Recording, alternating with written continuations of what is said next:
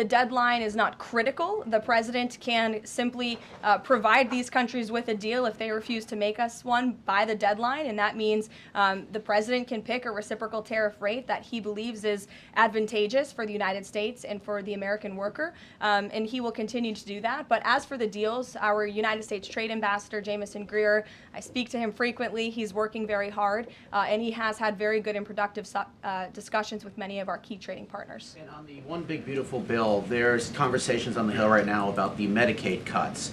Yeah, I'm curious if the final bill that the president's been talking about comes to him and it has Medicaid cuts in it, will he sign it, or would he rather just Congress do away with those cuts? I think our friends in both the Senate and the House know exactly where the president stands on Medicaid. He wants to get rid of the waste, fraud, and abuse, and they are working to do that in the Senate right now. Jennifer. Follow up on that, on the big beautiful bill, is there enough time for Congress to work through the issues it needs to work through? I'm saying, does the president need to move back his deadline a little bit? We expect that bill to be on the president's desk for signature by July 4th. I know that there was a ruling by the Senate parliamentarian this morning.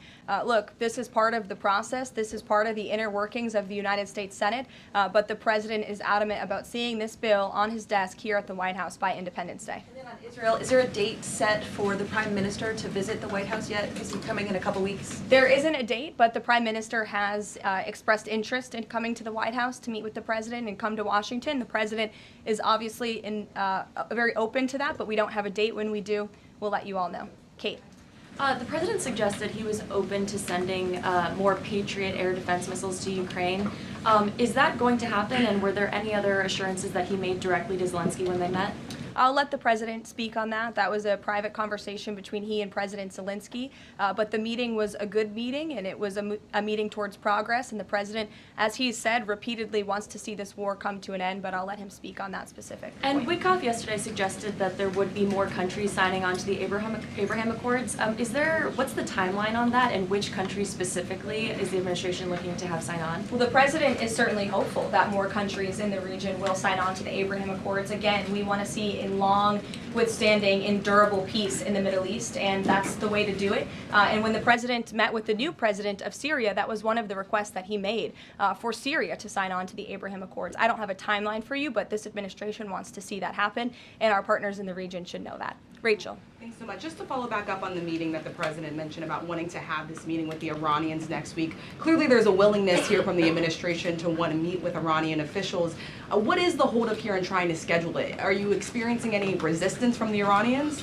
No, have some patience. We just had this strike on Saturday night. The president secured a ceasefire. A lot has happened in the last week. He was just in the Netherlands. Now he's back home to have a big event this afternoon on the One Big Beautiful Bill and get our domestic priorities across the finish line. So we'll get there, and like I said, we're in constant communication. And just one more, just on the goal of the meeting. The president mentioned yesterday that it may not be necessary to have an agreement with the Iranians. What is the purpose? What would be the goal of this meeting? Again, to continue moving forward towards a long-standing peace in the Middle East. Jordan.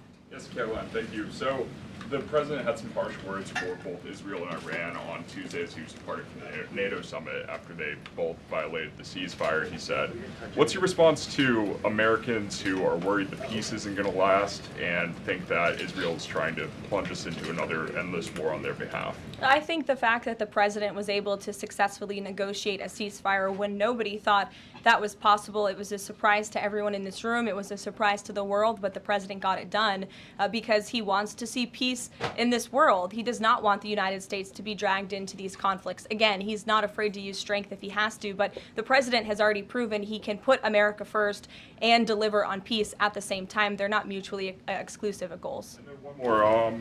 You know, after Kari Lake, she testified in the House Foreign Affairs Committee on the waste, fraud, and abuse and the rot, really, in Voice of America and USAGF. The president called for Congress to kill it. What does that look like, and is the president willing to sign an executive order?